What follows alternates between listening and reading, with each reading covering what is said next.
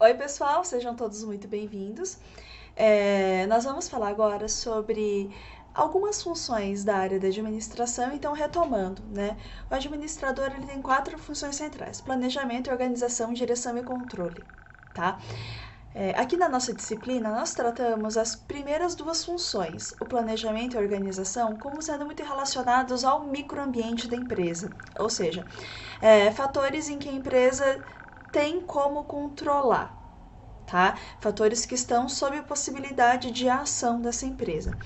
Os dois outros fatores, né, que a gente vai estudar, a gente vai colocar sobre o grande guarda-chuva de macroambiente, ou seja, fatores externos à organização, em que a empresa até tem controle, porém não é tanto assim, tá? Então, essa função de controle das variáveis externas que acontecem em empresa são muito dependentes do papel do líder dentro dessa organização. Então, assim, gente, a empresa ela vai ser mais ou menos bem sucedida, aliás, dependendo do perfil de líder que ela possui. Então, em linhas gerais, é isso que a gente vai ver hoje. Nós vamos ver sobre teorias gerenciais, tá? Então, a gente vai ver o capítulo 7 deste livro, tá? Que fala sobre direção. Nós falaremos também de outras tantas teorias motivacionais e de liderança do livro do Stephen Robbins, que é um autor mais conhecido dentro da área da psicologia organizacional. Eu vou disponibilizar para vocês os materiais referentes a esse material deste autor e vamos seguindo, né, para a gente entender um pouco melhor essa discussão que a gente está estabelecendo. Tá? Então, retomando, nós temos aí essas quatro funções da administração que, de novo, foram estabelecidas pelo Fayol, tá? Então, primeiro eram 14 funções administrativas, daí ele diminuiu para essas quatro, né? Planejamento e organização, a gente já tratou na temática anterior e agora a gente vai falar sobre direção e controle. Então, falando um pouco sobre direção ou liderança. Nada mais é do que a função gerencial de você colocar as pessoas no caminho certo para desenvolverem as atividades esperadas, tá? Então você está orientando pessoas para que elas atinjam propósitos comuns. Então, o que fica pressuposto? Primeiro, que a gente precisa de alguém para coordenar pessoas, né? Porque você não precisa direcionar máquinas, mas sim as pessoas que estão ali operando essas máquinas. E segundo, que antigamente, né, no começo do processo administrativo, ninguém estava muito preocupado com o funcionário, como a gente já viu, tá? Porém, com o passar dos anos, você constata que, assim como a empresa deve atingir os seus objetivos, os funcionários também têm objetivos, têm sonhos, têm interesses pessoais, tá? Então, esses objetivos, sonhos e interesses, eles também precisam ser atingidos em maior ou menor maneira, porque se você não leva em consideração as necessidades do funcionário, você pouco provavelmente vai atingir os da empresa. Por quê? Pessoas insatisfeitas, quando tem a primeira possibilidade de sair fora daquele ambiente de trabalho, elas saem, tá? E fica muito difícil para a empresa conseguir atingir seus objetivos se não para ninguém, tudo bem? Então, você precisa conhecer bem o seu perfil de funcionário, você tem que, enfim, saber o que ele deseja, entender quais são as suas necessidades para que você consiga os motivar, tá? E aí eu vou abrir um espaço para uma fofoca profissional, tá? Há vários anos atrás, tá? Eu trabalhei como consultora de uma grande rede de supermercados. Essa grande rede de supermercados perto de uma Copa, né? Aí vou ter que, não tem jeito, eu vou ter que entregar algumas informações para ficar mais claro. Foi a Copa da Coreia, né, aquela que foi jogada na Coreia do Sul e no Japão. Eu não era a consultora principal desse projeto, eu estava como assistente de um consultor. E, enfim, para estimular a venda de televisão nessa época de Copa, muitas lojas, como Casas Bahia, Magazine Luiza, eles fazem várias promoções, tá? E também eles criam metas para o grupo de funcionários, porque se sabe que muitas famílias trocam de TV na época da Copa. Então as televisões aqui no Brasil são trocadas em média a cada 4 ou 8 anos, tá? E aí, essa rede de supermercados, que vende também televisores, decidiu fazer uma promoção muito bacana, junto aos vendedores, que era assim: quem vendesse mais ia ganhar uma viagem para a Coreia e para o Japão, né? Agora eu não me recordo se era os dois ou um ou outro, mas enfim, tá? Ia ganhar uma viagem com acompanhante, né, com tudo pago, com passagem, com assistir jogo, com hospedagem, com tudo. E por que que essa rede estava fazendo isso? Porque o diretor, né, de vendas, o gerente de vendas, ele imaginou que ia ser um prêmio que todos iriam gostar, porque afinal de contas, gente, quem não quer ver jogo, né, jogo de campeonatos importantes, quem não quer viajar, né? Bom, qual foi a questão? A questão foi que o projeto não deu tão certo assim, e na verdade esse estímulo acabou não sendo considerado muito motivador pelos funcionários. Por quê? Depois, né, que tudo aconteceu, se descobriu que os funcionários, na verdade, preferiam ganhar dinheiro. Eles não queriam ir para a Coreia nem para o Japão. Eles não queriam ir para um lugar onde o fuso horário é tão diferente, a culinária é tão diferente. Eles não tinham tanto interesse assim. Eles queriam grana para reformar a cozinha, sabe? Eles queriam grana para comprar um carro, não queriam necessariamente ir para outro lado do mundo comer sushi, né? Gente, conhecer o perfil do público, porque às vezes aquilo que você está achando super bacana para aquele grupo de profissionais não é. Resultado, a rede até cumpriu o combinado, pagou, mas o que aconteceu? O vendedor que ganhou o prêmio, ele vendeu o prêmio dele para uma outra pessoa e embolsou a grana, porque era aquilo que as pessoas queriam na verdade, tá? Então, depois dessa experiência, essa rede começou a pensar um pouco melhor quanto a quais seriam as formas de estimular o seu funcionário. E por que que elas fizeram isso? Por que que isso aconteceu?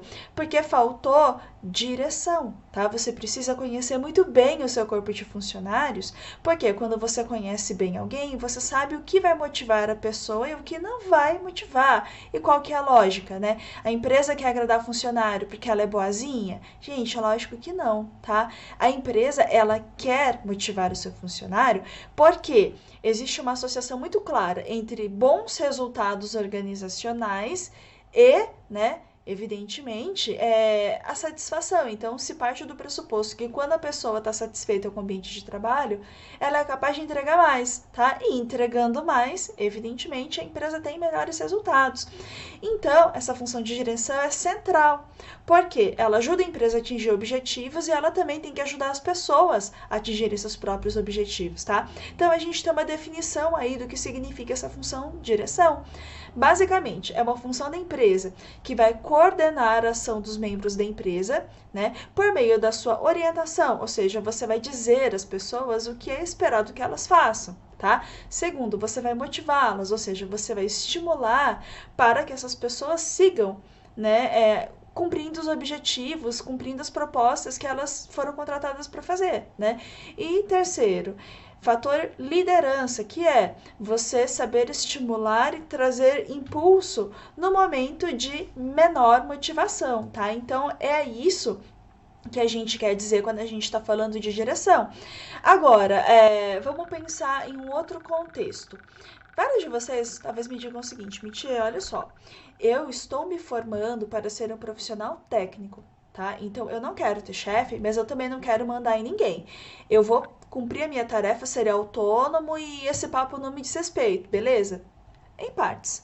Porque essa função de liderança, a gente nunca pode pressupor que é só a gente sendo mandado por alguém ou a gente mandar em alguém. Essa função de direção também diz respeito a uma autodisciplina. Sim, gente. A direção diz respeito também à sua capacidade enquanto profissional de se manter no caminho, de se manter motivado, de cumprir as suas metas, de seguir trabalhando, tá? Então, se trata de uma competência, né, que você desenvolve tanto para outras pessoas quanto para você mesmo. Então é por isso que a gente diz que a pessoa que não tem disciplina, que tem dificuldade de estabelecer e cumprir metas, é uma pessoa que não tem direcionamento por causa disso, tá? Porque a pessoa não está conseguindo se colocar e se autogerenciar de acordo com os objetivos estabelecidos, tá? Então, ainda que você não queira mandar em ninguém, ainda que você não queira ser mandado por ninguém, tá tudo certo. Só que você precisa se autogerenciar, porque se a gente for fazer só aquilo que a gente quer, coisa boa não vai vir daí, tá? Vamos ver outros exemplos relacionados a isso posteriormente, tá? Agora, estudos sobre direção, sobre liderança, eles fazem parte de um grande corpo de conhecimentos que se chama comportamento organizacional, que é uma grande área dentro da área de gestão de pessoas, tá? Também é chamada de comportamento humano na empresa, comportamento de pessoas na empresas. Então, a gente estuda temáticas como liderança, como motivação, como aprendizagem, né? Várias temáticas super importantes para a gente entender o comportamento humano, porque pra gente, vocês já ouviram esse ditado também, tá? Mãe, vó, pai de vocês devem falar isso. Você não sabe mandar se você não sabe fazer e se você não entende como fazer, tá? Então, para que você coordene pessoas, você tem que entender o mínimo de pessoas, tá? Essa é uma premissa básica, lógica, fundamental. Então, de novo, ainda que você não queira mandar em ninguém e você não queira ser mandado, não tem problema nenhum, mas você tem que saber como as pessoas funcionam. Tá? E para isso, a gente estuda comportamentos de pessoas no trabalho. Então, olha só. Premissas do comportamento organizacional. Primeiro, cada indivíduo é único. Ou seja, cada pessoa vai ter gostos e desgostos diferentes de outras pessoas, tá? Até ampliei, olhe no meu zoinho, somos diferentes. Então, vamos lá. Agora há pouco a gente estava falando de uma viagem à Copa, que é uma coisa que é o sonho dourado de muitas pessoas, tá? Eu, Mitier, na real, tô fora, cara. Eu preferia também a grana na mão. Porque, mesmo eu sendo descendente de orientais, eu. Gente, eu prefiro comer pedra do que comer peixe cru, tá? É simples assim, eu tenho paura. Agora, outros de vocês, de repente, podem ser apaixonadíssimos por sushi, por sashimi, gostam de salmão. E, gente, cada um é diferente, tá? E que nem dizem na Inglaterra, gosto é que nem nariz, cada um tem o seu. Então, cada pessoa é diferente, então aquilo que é motivador para mim não necessariamente é motivador para vocês, tá? Então, quando vocês forem desenhar pacotes de benefícios, vocês têm que considerar isso, tá? Agora tem um detalhe, a gente não consegue agradar todo mundo. Então, o que a gente tem que tentar fazer é, pelo menos, não desagradar e tentar agradar o maior número de pessoas possíveis, tá certo? Então, por isso a gente pesquisa e tenta entender melhor quem são as pessoas que trabalham com a gente. Segundo fator, o comportamento que cada pessoa tem é eliciado, ou seja, ele é estimulado por um estímulo diferente, tá? Então, vamos, um exemplo bobo, como o comportamento de cada pessoa é diferente. Vamos supor, né, que existem aí duas moças, a Ana e a Maria. Tanto a Ana quanto a Maria tinham namorados de longa data e a Ana e a Maria souberam no mesmo dia que elas estavam sendo trocadas, ou seja, que os namorados se apaixonaram por outras pessoas e picaram a mula. Bom, a Ana, o estímulo é o mesmo, tá?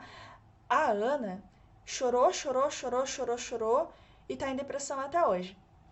A Maria, depois de ficar triste, o que ela fez? Ela falou, você quer saber de uma coisa? Não preciso desse tonto aí, não. Foi fazer coisas por ela mesma, foi fazer cursos, foi viajar, mexeu no cabelo. Acho que todo mundo, quando, enfim, sofre alguma mudança de status de relacionamento, mexe no cabelo. Enfim, ela buscou a melhor versão dela mesma. Então, olha, o comportamento que elas tiveram, dado o mesmo estímulo, foi radicalmente diferente, tá? E aí também existe o oposto.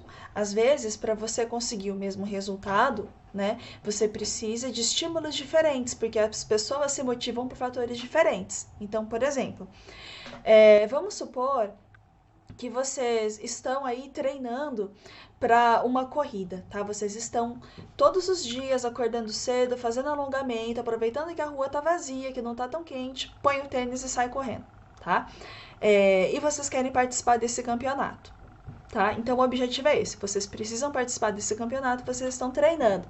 Só que daí, como que você faz para garantir que um grupo tão grande de pessoas todas estejam presentes ali naquela corrida? Então, tem vários estímulos, né? Então, por exemplo, algumas pessoas se motivam quando tem algum colega que vai correr junto.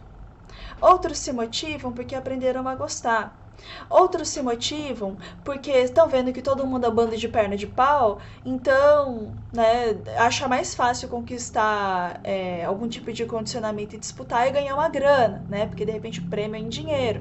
Outras pessoas se motivam porque a pessoa sente que está precisando de mais condicionamento físico e pega o embalo, né, como estímulo para conquistar um novo estilo de vida. Então, olha, vocês veem que diferentes fatores precisam ser utilizados também para conseguir os mesmos resultados. É que nem, sei lá, uma mãe para convencer 3 filhos que essa pessoa tem, 3 filhos diferentes, a, por exemplo, organizarem o quarto. Para um ela pede por favor, para outra ela tá com chinelo e para outra ela grita. Porque cada criança é diferente, tá? E vai reagir de uma forma diferente, tá? E é evidente que o exemplo que eu dei, tá? Foi anedótico. Não tô falando que é para ninguém tacar chinelo em ninguém, porque isso é agressão, tá? Bom, terceiro fator, o que a gente já sabe, as pessoas não reagem da mesma maneira aos estímulos, porque nós somos diferentes, tá?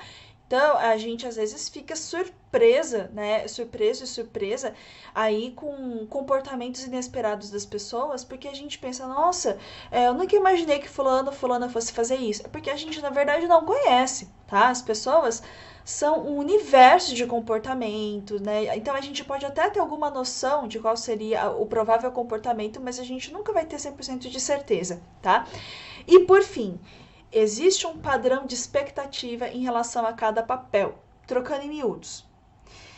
Eu sou professora, tá? Então é esperado que eu me comporte como tal. Ou seja, eu vou preparar materiais, sei lá, farei chamada, vou elaborar questões, vou corrigir essas questões, porque eu estou cumprindo com o meu papel.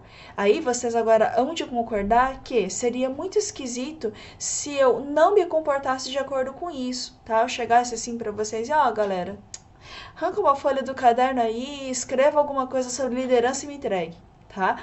Eu não tô agindo de acordo com a expectativa de papel. E o que é ruim nisso tudo, gente, é que assim, a sociedade funciona com base nesses papéis. E quando o indivíduo não se comporta de acordo com o papel que ele tem, gera mal-estar, gera tristeza e gera infelicidade para ambas as partes. Por exemplo, muitas pessoas aí conhecem meninas que foram mães muito novas, tá? Eu tenho uma grande amiga que ela foi mãe aos 13 anos. Aquilo foi um pecado, tá? Foi mãe com 13 anos, né? Mentira, ela tinha 14. Ela ficou grávida com 13 e deu à luz com 14. Aquilo foi um pecado. A menina dela, hoje... Deixa eu pensar quantos anos ela tem. Tem 21 anos já. Não, 22 anos já a menina dela tem. E aí o que acontece? Assim que ela foi mãe, ela foi uma criança tendo outra. E aí se esperava que depois que ela fosse mãe, que ela passasse a se comportar como mãe, se vestir como mãe, enfim, que ela assumisse o papel de mãe. Só que como que você assume esse papel se você não está pronta ou não quis esse papel? Entendem? Então foi um sofrimento tremendo para essa menina, foi um sofrimento tremendo para a filhinha dela, né? Que demorou um pouco até a menina amadurecer. Quem aí tem maturidade com 13 anos, tá? Foi um sofrimento muito doído para a avó da criança, porque era mãe e subitamente virou vó. Tá? Então, toda vez que existem problemas aí digamos assim, na forma como esses papéis são exercidos, gera frustração. Todo mundo, por exemplo, conhece aí uma família em que o filho ou a filha tem mais responsabilidade que os pais. E você percebe que, de repente, esse filho ele fica frustrado, os pais também, né? Então, gente, essa questão de papéis são super complicadas. Mas por que eu tô falando tudo isso? Porque nós estamos aqui vendo algumas coisas de psicologia para estudar comportamento de pessoas no ambiente de trabalho, tá? E é importante a gente lembrar que quando você é chefe, você tem que se portar como tal. Eu não estou dizendo, atenção, que você tem que ser estúpido, que você tem que ser autoritário, não estou dizendo isso. Mas, uma vez que você tem uma função, você tem um cargo, você tem um papel de liderança, você tem que agir de acordo com como tal. Ou seja, assumir responsabilidades, atribuir tarefas, treinar adequadamente seus funcionários, porque ou é isso ou você vai ter problemas, tá? E aqui eu trago 2 vídeos super bacanas mesmo, tá? Falando sobre essa questão de papéis e o quanto eles podem ser extremamente nocivos, tá?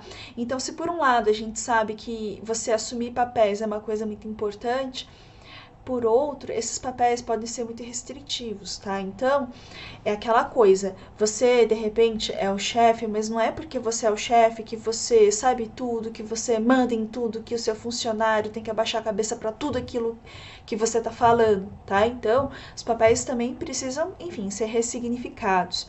Primeiro vídeo mostra um exemplo muito interessante falando sobre uma moça indiana e a relação que ela tem com o pai dela. E o segundo vídeo fala de um gato que cansa de ser gato e decide se comportar mais como um cachorro, tá? E aí, meus gatos, se vissem isso, iam ficar horrorizados, porque eles jamais fariam isso, tá? Bom, mas continuando. Toda essa área do comportamento organizacional, que área é essa, né? Essa área que estuda esses 4 pressupostos. Pessoas são únicas, comportamentos diferentes, estímulos diferentes, pessoas não reagem da mesma forma aos estímulos e existem papéis, tá? Atribuídos a cada pessoa. Aliás, existem papéis atribuídos a cada pessoa. A gente vai estudar as pessoas dentro de diferentes níveis. Tá? Então, o primeiro grande nível que a gente estuda o indivíduo é o nível individual, tá? Aí, a gente está estudando a pessoa. A gente vê, por exemplo, idade, faixa etária, gênero, se é casado, se não é, onde nasceu, porque todos esses fatores ajudam a gente a compreender melhor alguns conceitos. Então, vou dar um exemplo besta, tá? Se tem aí um número relativamente consolidado de estudos que evidenciam, por exemplo, que rapazes casados tendem a ser promovidos com maior frequência do que os não casados. E isso se dá por 2 fatores. Primeiro, se percebe o rapaz casado como sendo mais responsável. E aí eu abro um grande parênteses. A gente sabe que nem sempre isso é verdade, tá?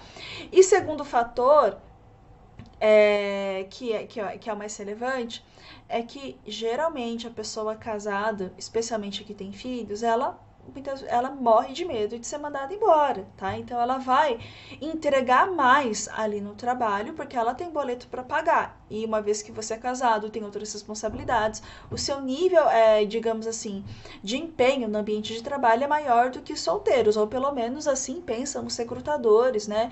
Enfim, tá?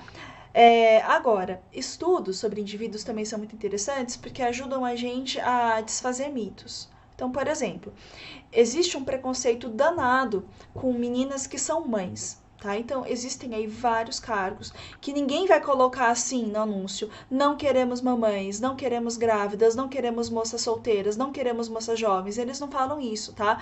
Mas você chega no processo seletivo, quando você fala que você tem uma criança de 3 anos em casa, automaticamente você tá fora do processo, tá? E ninguém vai falar isso na tala pra você.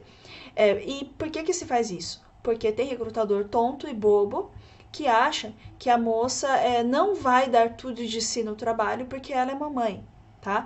Mas isso já foi provado também por vários estudos que é de uma estupidez sem tamanho. Por quê? Muito embora as mamães realmente faltem mais no ambiente de trabalho, porque geralmente é a mãe que leva no médico, que vai em reunião de escola, enfim, que se responsabiliza por esse tipo de circunstância envolvendo crianças. Por outro lado, quando ela está no trabalho, é foco laser, tá? A pessoa faz muito mais com muito menos tempo, a pessoa tem um comprometimento muito grande com o ambiente de trabalho, ela vai fazer de tudo para não sair e para entregar o bom resultado, porque ela tem uma criança, tá? E quando você também tem crianças, você desenvolve outras habilidades, como fazer muitas coisas ao mesmo tempo. Então, o patrão que argumenta, né, usa como argumento a não contratação de moças mães de crianças pequenas ou moças jovens que possam vir a ser mães, por faturar não vai ser produtiva, a ciência já mostra que é uma tolice. Tá? Então, é por isso que a gente estuda, né, esses estudos falando sobre o indivíduo no ambiente de trabalho, que é para deixar de lado essas crenças limitantes bobas enfim, são preconceitos, na verdade, e não ciências, de fato, não é aquilo que acontece de verdade, tá? E existem vários outros estudos interessantíssimos aí falando sobre, por exemplo, idade. Então, por exemplo, muitas empresas acham que contratar pessoas extremamente jovens é melhor, e assim, a ciência mostra que não, tá? Muito embora o mais jovem até tenha mais facilidade para aprender algumas tecnologias, em termos práticos, eles reagem muito mal a situações de estresse e pressão, como a gente vai ver um pouco mais adiante, tá? Então, dependendo do segmento de trabalho, é melhor você chamar pessoas com mais experiência. A gente vai ver isso um pouquinho daqui a pouco também, tá? Bom, o segundo fator que a gente estuda dentro de comportamento organizacional são fatores grupais, ou seja, o jeito como você é dentro de casa, você é como filha, como namorado, como mãe, como primo, como enfim, tá? É diferente do jeito como você se comporta na sua faculdade, no seu ambiente de trabalho, tá? Nós mudamos o comportamento quando a gente tá em grupos, ponto, tá? Não sou eu que tô dizendo, é a ciência. A gente modera comportamento. Quem não modera comportamento? Pessoas que possuem algum tipo de distúrbio de percepção de realidade, como, por exemplo, pessoas que têm algum nível de transtorno autista, tá? Do espectro autista, perdão, falando adequadamente, que tem dificuldade de ler os sinais do ambiente. Então, essas pessoas, elas não é que elas não queiram, elas não conseguem fazer leitura do comportamento adequado a ser assumido dentro de um grupo.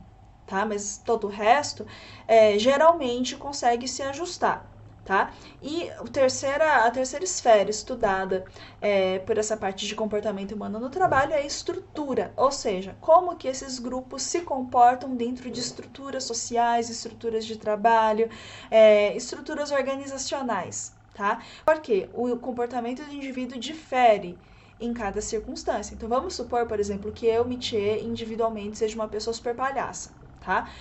Em um grupo, né, em grupos de amigos, tô eu lá rindo e fazendo os outros rirem. Agora, no ambiente de trabalho, né, num grupo profissional, eu não posso. Eu vou moderar essa característica, porque, né, senão eu posso ser mal interpretada.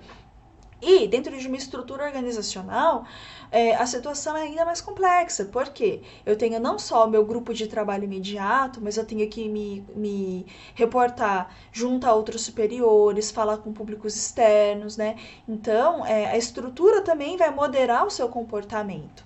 Então, em linhas gerais, eu falei para vocês um pouquinho agora há pouco sobre estudo de pessoas, né? E falei um pouco sobre gênero, sobre idade. E assim, gente, infelizmente, não é o objetivo da nossa disciplina a gente falar sobre esses estudos individuais, porque assim, eles são fascinantes, tá? Tem coisa para uma vida de estudos.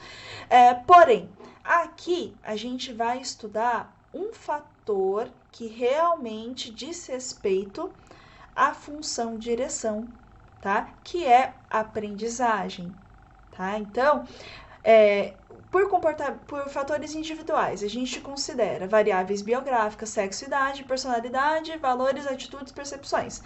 E aprendizagem. Então, é isso que a gente vai estudar agora. E aí, vamos definir direitinho o que significa aprendizagem. Aprendizagem, gente, significa nada mais, nada menos do que uma mudança permanente de comportamento que ocorre como resultado de uma experiência, tá? Então, vamos lá. Quando nós aprendemos a andar, a gente nunca mais voltou a engatinhar, espero, tá? Quando a gente aprendeu a comer, a mastigar, a gente nunca mais teve que comer papinha, a gente nunca mais tolerou papinha, inclusive. Tá? Então, a aprendizagem ela é caracterizada como resultado de uma experiência. Por que experiência? Porque até eu aprender a andar, Eu, bebezinha, primeiro fiquei escorando nas coisas, né? Me apoiando, eu engatinhei.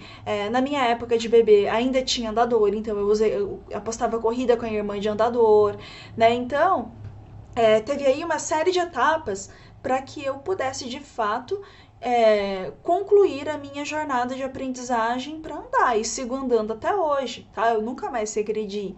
O mesmo aconteceu com a fala, o mesmo aconteceu com andar de bicicleta, o mesmo aconteceu quando eu tirei carteira de motorista, tá? Eu tive uma mudança permanente de aprendizado, tá?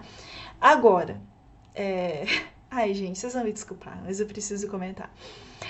Meninos e meninas que tem aquele namorado, aquela namorada que vive pisando na bola, aí aparece o cachorro arrependido, chorando, falando que vai mudar, que as coisas nunca mais serão as mesmas.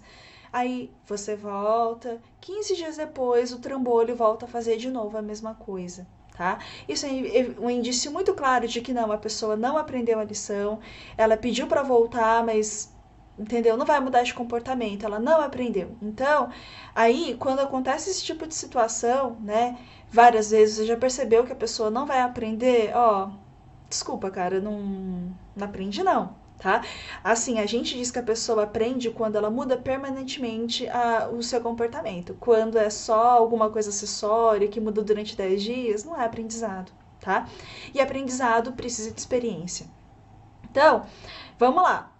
Para a pessoa aprender, nós temos alguns componentes aí cruciais. Primeira coisa, envolve mudanças de comportamento negativa ou positiva. O que significa isso? Então, vamos supor aí que, nesse exemplo que eu dei aí, nessa brincadeira que eu falei sobre namorados e namoradas, tá? A pessoa pisou na bola com você e você chutou o balde, colocou a pessoa para correr, terminou, enfim, tá? A pessoa, ela ficou triste por ter te chateado, seja lá qual for o motivo, sofreu, pediu desculpas, e depois de um tempo você falou, ai, tá bom, volta, né? E a pessoa depois, ela nunca mais faz nada, tá? Ela continua agindo de uma forma adequada. Por quê? Ela teve uma mudança negativa de vida.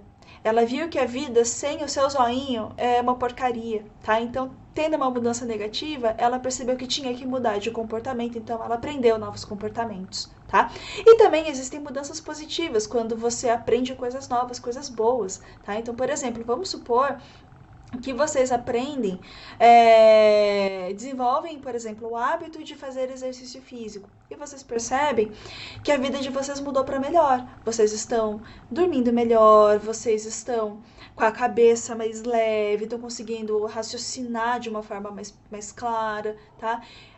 Então, isso reforça o comportamento, tá? Então, você vai continuar andando, fazendo exercícios, porque a mudança foi positiva, tá? Então, também, esses componentes que a gente está vendo aqui, eles também explicam traumas, tá? É por isso que traumas, independente de ser criança, adolescente, adulto, idoso, eles marcam tão profundamente a pessoa, a psique da pessoa, que muitas vezes a mudança ela é negativa e ela mutila a personalidade da pessoa, tá? Então, por isso que a gente tem que tomar muito cuidado em não deixar ninguém traumatizado, em a gente também não se traumatizar, enfim, evitar se expor para situações onde a gente possa aí se traumatizar por um motivo ou outro, tá? Segundo, o aprendizado, ele precisa ser relativamente permanente. Por que relativamente? Porque mesmo a gente que aprendeu a andar, pode ser que no futuro, a gente sendo idoso, a gente não consiga mais. Simples assim, tá? Então, por isso, relativamente permanente. Terceiro, você percebe que a pessoa mudou não pelo que ela tá falando, mas pelas ações, tá? O rapaz que diz estar arrependido, ai amor, eu não vou mais beber, mas chega em casa com fardo de latinha, poxa, não tá mostrando que tem uma mudança de ação, tá só mostrando que te engabelou, tá? Então você vê que a pessoa mudou pelas ações dela, mais do que aquilo que ela fala, tá? E por fim, sempre existe alguma forma de experiência necessária. Essa experiência pode ser pela prática, ou seja, você quebra a cara, ou você vê outras pessoas quebrando a cara, tá? Uma mãe, um pai, um tio, um amigo, alguma coisa assim, tá? E o tipo de aprendizagem que a gente vai focar aqui na nossa disciplina, né? Por que eu tô falando focar aqui? Porque existem vários tipos de aprendizagem, tá? E aí é o pessoal da pedagogia que lida com estilos de aprendizagem. Existem aí vários tipos, mas a gente vai ver a aprendizagem social, que é a aprendizagem que a gente tem com base em modelos. Então lembra que agora há pouco eu falei para vocês sobre a importância de papéis, que a sociedade funciona com base em papéis e do quanto a gente é capaz de cumprir os nossos papéis? É importante por causa disso. Quando você está em uma empresa e você é o líder, você é o modelo. Tá? Então as pessoas vão seguir aquilo que você está fazendo, porque você tem o cargo, você tem a posição e isso tudo de uma forma legítima, tá? Então, se você foi desonesto, o seu funcionário provavelmente será também, tá? Então a influência de modelos é o centro da aprendizagem social. E como que funciona isso? Em um primeiro momento, a gente, por exemplo, é recém-contratado, a gente entrou em uma empresa agora e a gente vai prestar atenção aos comportamentos que o chefe tem. Tá? A gente vai perceber se não é uma pessoa mais séria ou menos séria, que tipo de tratamento ele dá às pessoas. Você vai perceber como que as pessoas naquele ambiente de trabalho se vestem, se elas têm relacionamento fora do ambiente de trabalho. Assim que a gente entra, a gente fala pouco, escuta muito, porque a gente está prestando atenção, tá? E quem já chega falando muito, por favor, pare, tá?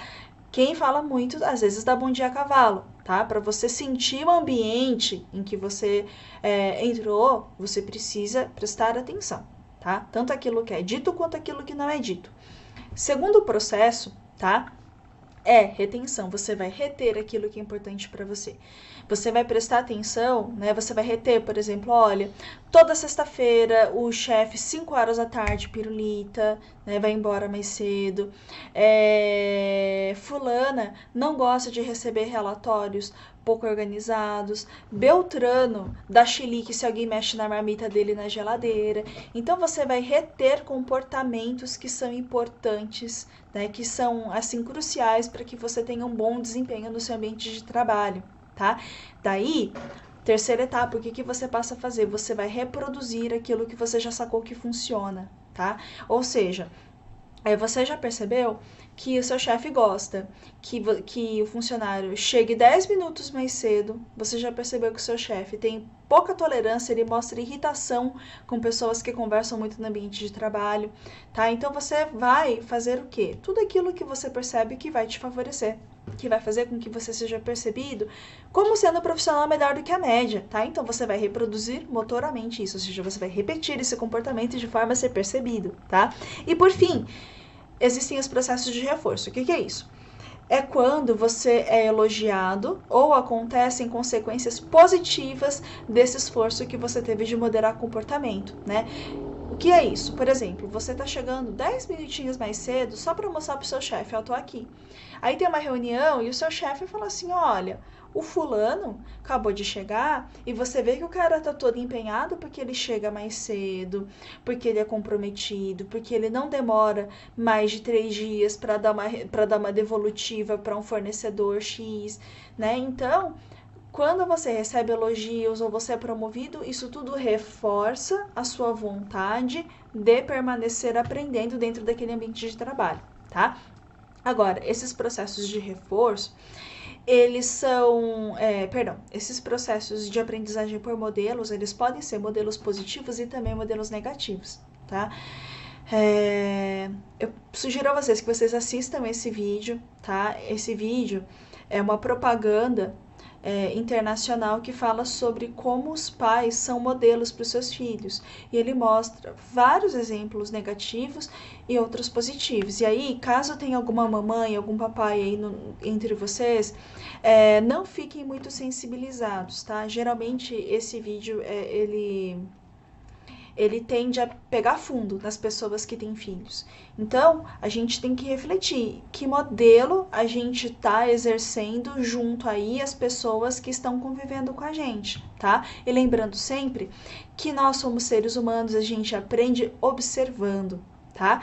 Quando a gente era criança, a gente aprendeu a falar mamãe e papai, porque a mamãe e o papai ficavam mamãe, papai, e a gente aprende com isso, tá? Então, tudo na nossa vida, de bebê até ambiente de trabalho, a gente depende de modelo. E por que a gente estuda isso no ambiente empresarial? Porque as empresas querem ensinar aos seus funcionários as melhores formas, as melhores condutas para que a pessoa entregue o melhor resultado, tá? Não é porque a empresa quer ensinar boas maneiras ou coisa do gênero para os funcionários, né? Até isso. Mas existe um objetivo muito claro, que é modelar o comportamento de acordo com aquilo que a empresa considera adequado, tá? Então, para quem um exemplo bobo, para quem aí de vocês já foi aquela rede de restaurantes Outback, tá? O atendimento que os funcionários do Outback dão aos clientes é uma coisa geralmente muito boa, muito competente, muito atenciosa, muito delicada, porque eles são treinados extensivamente durante muito tempo para ter comportamentos considerados adequados, tá? E esses treinamentos se dão com base em modelos, tá? Então, o que você faz? Você vai modelar o comportamento das pessoas reforçando passos, ou seja, cada vez que a pessoa tem algum comportamento certo, você estimula, bate palma, enfim, dá algum tipo de estímulo, vai lá. E toda vez que a pessoa faz alguma coisa inadequada, a pessoa é chamada a atenção para que ela não faça mais. Então, esse é o segredo dos modelos, tá? Existem formas de você modelar comportamentos, tá? Algumas formas são mais intensas e outras menos intensas. Deixa eu me colocar aqui. Não vou me colocar aqui não, que senão vai sumir a figurinha. Epa. Bom, vamos ver os métodos de modelagem de comportamentos. Então, o primeiro método de modelagem, aqui embaixo, é o que a gente chama de reforço positivo. O que é esse reforço positivo? É quando a pessoa exibe um comportamento que é desejado pela empresa e ela recebe algum tipo de retorno bem-sucedido, em que a pessoa se sente feliz. O retorno é positivo, tá? Então, por exemplo, você é elogiado em uma reunião, você recebe uma promoção, tá? Enfim, alguma consequência positiva.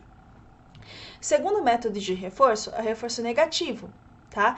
Que é aquele comportamento que você faz para afastar uma consequência negativa, tá? Então, por exemplo, você está em sala de aula, o professor está fazendo uma chamada oral. O que você faz para não ser chamado? Tu pega o caderninho, tá?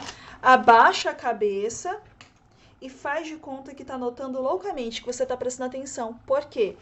Você afastar o olhar do seu professor e fazer de conta que está concentrado, prestando atenção em tudo, você vai estar afastando a possibilidade de o professor te chamar, tá? Porque sim, os professores tendem a chamar aquelas pessoas que dão respostas a ele. E geralmente essa resposta é pelo olhar.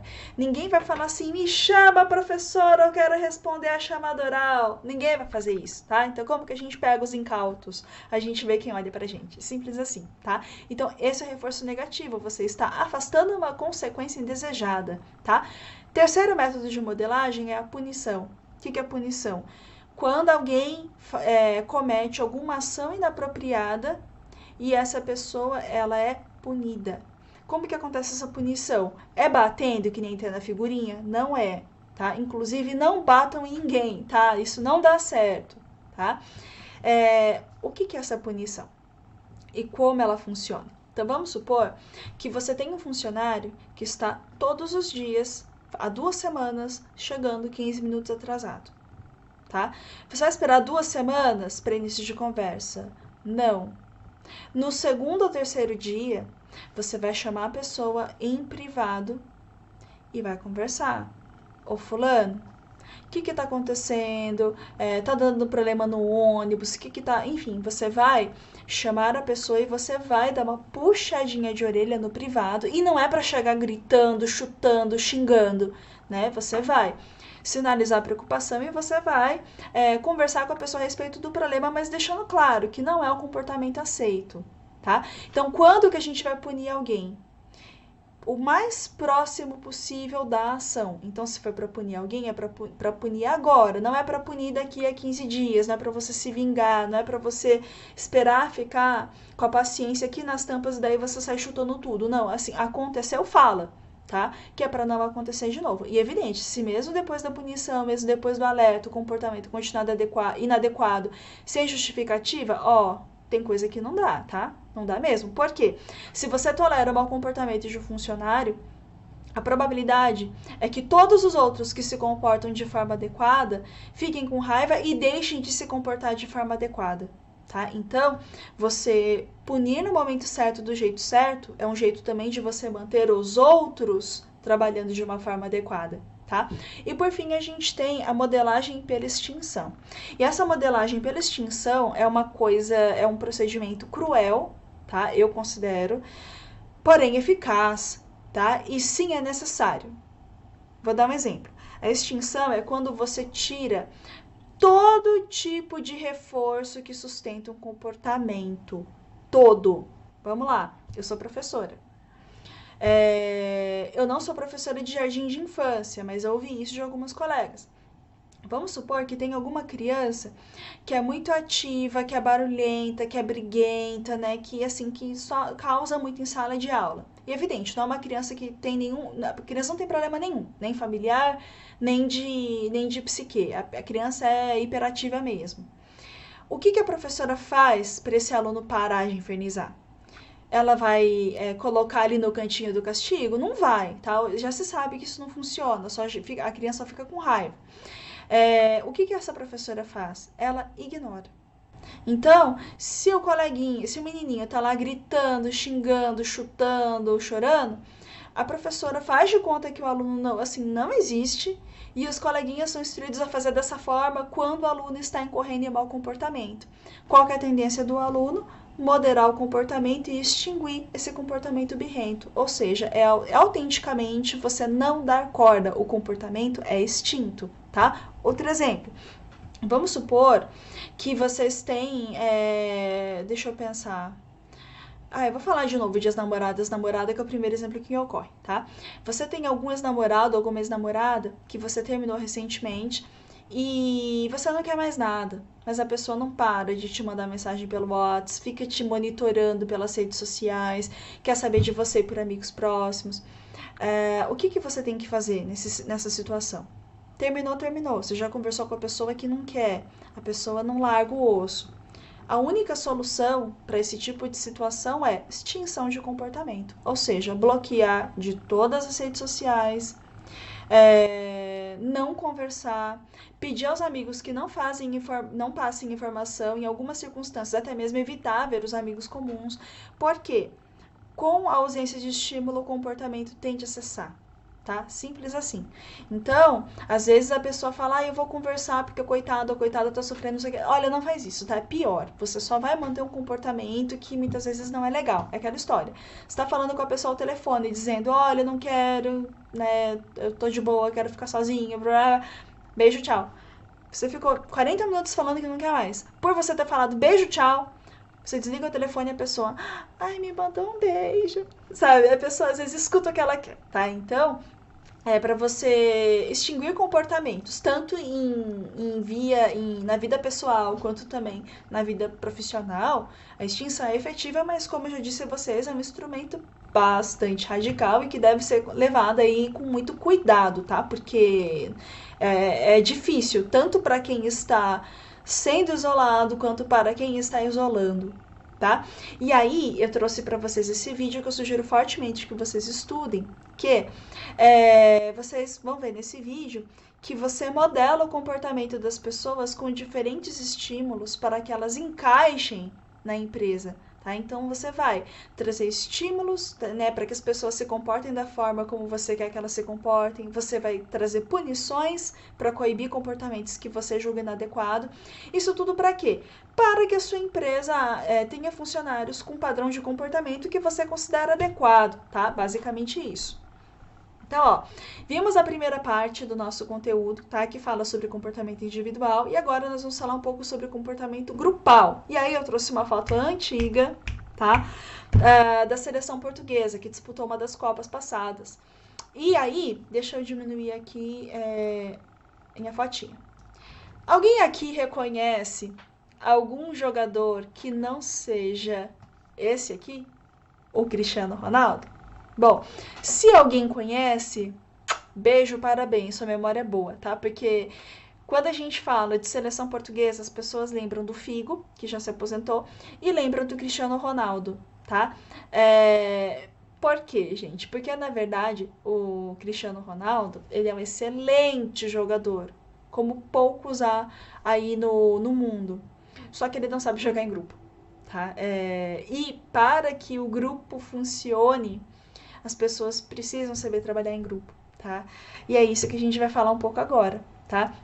Grupos funcionais são grupos de dois ou mais indivíduos, duas ou mais pessoas, interdependentes, ou seja, um depende do outro. Interativos, um se relaciona com o outro. Essas pessoas que são uma depende da outra, uma se relaciona com a outra, essas pessoas se juntam para atingir objetivos, tá?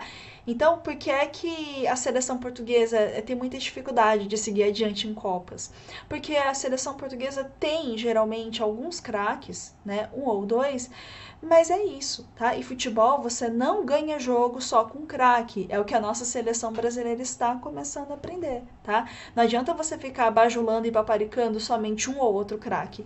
O grupo faz diferença. Ainda mais em um contexto onde as seleções, por exemplo, da Alemanha, da Espanha, estão se tornando aí cada vez mais grupais, um conjunto de pessoas talentosas e não só um único craque, tá? E aí, o que faz? O que forma um grupo? Qual é a estrutura de um grupo?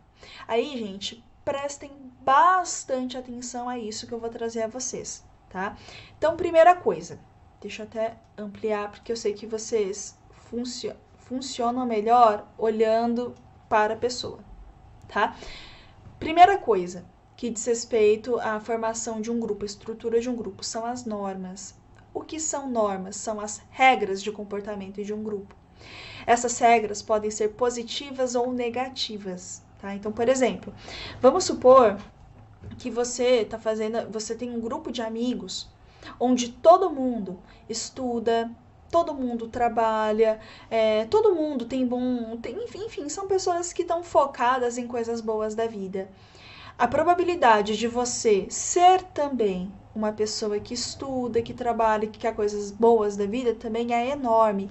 E o contrário também acontece, tá? Se você tem um grupo que a norma de desempenho é ruim, a sua própria norma de desempenho também vai cair. Exemplo bobo. Existem aí entre vocês muitas pessoas muito inteligentes, eu não tenho a menor dúvida disso. Mas eu vou relatar um caso que vocês talvez já tenham passado ou vocês conhecem alguém que já passou por isso. Na adolescência, a pessoa estava lá no ensino médio, né? A pessoa é inteligente, ela, por exemplo, tirava, sei lá, nota 10 em matemática e os colegas do grupo dela tiravam 3, 4, 2. O que esse adolescente começa a fazer muitas vezes? Ele para de estudar porque ele começa a querer moderar as notas dos colegas do grupo do qual ele faz parte. Tá? Então, sim, normas influenciam o nosso desempenho. Então, sabe aquele ditado, diga com quem você anda, que eu vou dizer quem você é? Gente, isso a ciência está cansada de provar que é verdade, tá? Especialmente com adolescentes e pessoas jovens, tá? Nós todos temos necessidades, a gente precisa de contato humano. Nós somos animais sociais. O ser humano, isolado de contato com outras pessoas, isolado socialmente, ele fica doido, tá? É um dos efeitos que a gente vê no pós-pandemia também, né? Muitas pessoas estão aí tendo problemas porque embirutaram sozinhas, tá? E isso se sabe. Agora, para a gente se ajustar a um grupo, a gente também precisa concordar com as normas. Então, quando o grupo tem normas de alto desempenho, o seu desempenho pessoal é aumentado porque você fala, eu não quero ser considerado porcaria desse grupo. E se as normas de desempenho do grupo forem baixas, você modera o seu comportamento para baixo, para pior, porque você quer se encaixar, tá? Segunda variável de estrutura de grupo é o status. Aí, vamos responder uma pergunta muito comum. O que é status? As pessoas escutam muito essa palavra, mas não sabem exatamente o que significa. Gente, status nada mais é do que posição social, tá? O status é a posição social que uma pessoa, um indivíduo tem. tá? Então, existem profissões de alto status, como, por exemplo, médicos, juízes e posições de baixo status sociais, tá? Por exemplo, chuto eu, políticos atualmente, né, são uma profissão que tem baixo status social. E aí, qual que é a norma, digamos assim?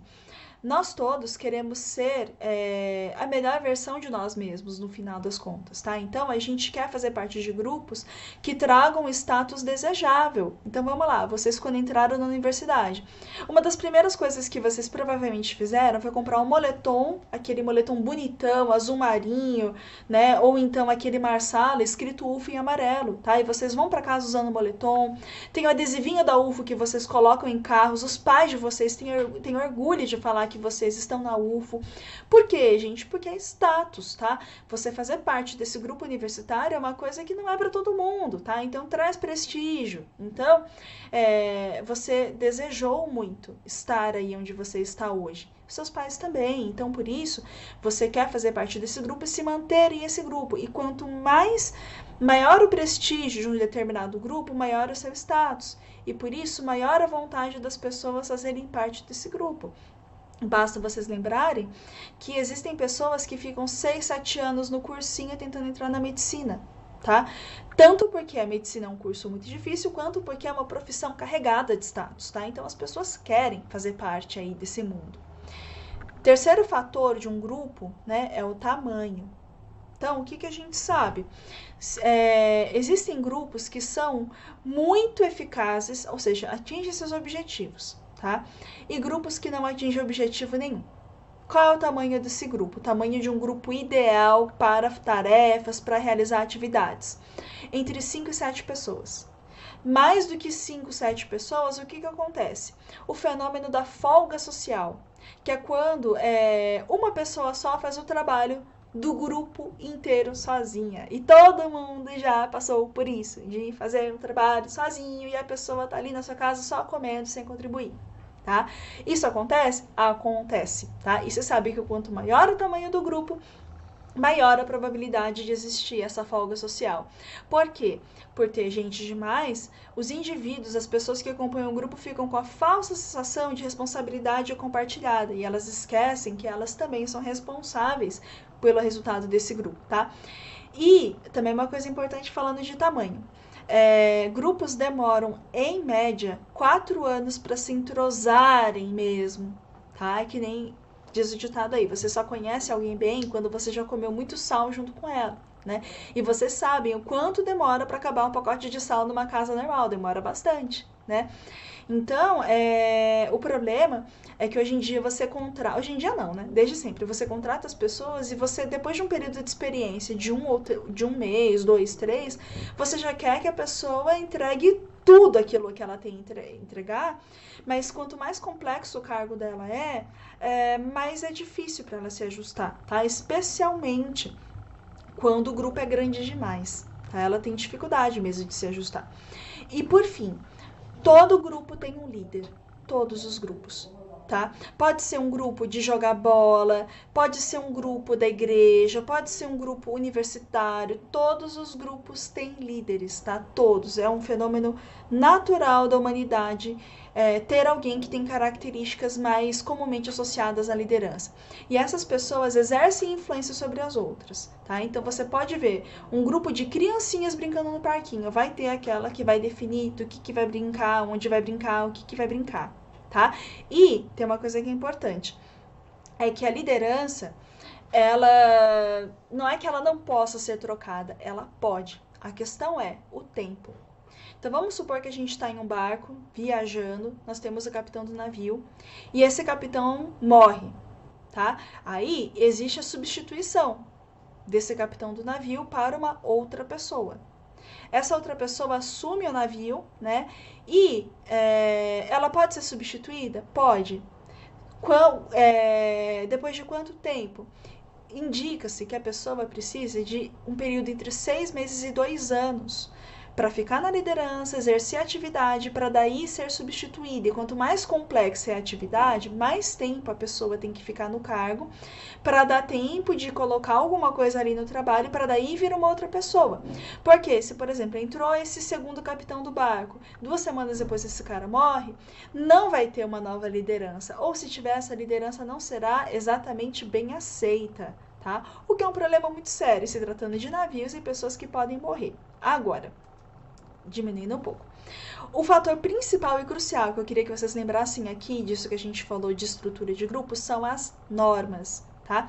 Todos os grupos têm as suas normas, as suas regras. E essas regras, escritas ou não, elas são muito boas porque facilitam a sobrevivência das pessoas, porque você sabe como se comportar, aumenta a previsibilidade, ou seja, você já sabe direitinho o que é esperado do que não é esperado, como que as pessoas se comportam, tá? Você reduz os problemas existentes entre as pessoas e você tem maior coesão, tá? Coesão, gente, é maior união. As pessoas tendem a ficar aí mais unidas. E, dando um exemplo, falando aí sobre formação de grupos, eu trouxe aí um vídeo fofuríssimo para vocês assistirem, para vocês aí exemplificarem esse conceito, tá? Assistam.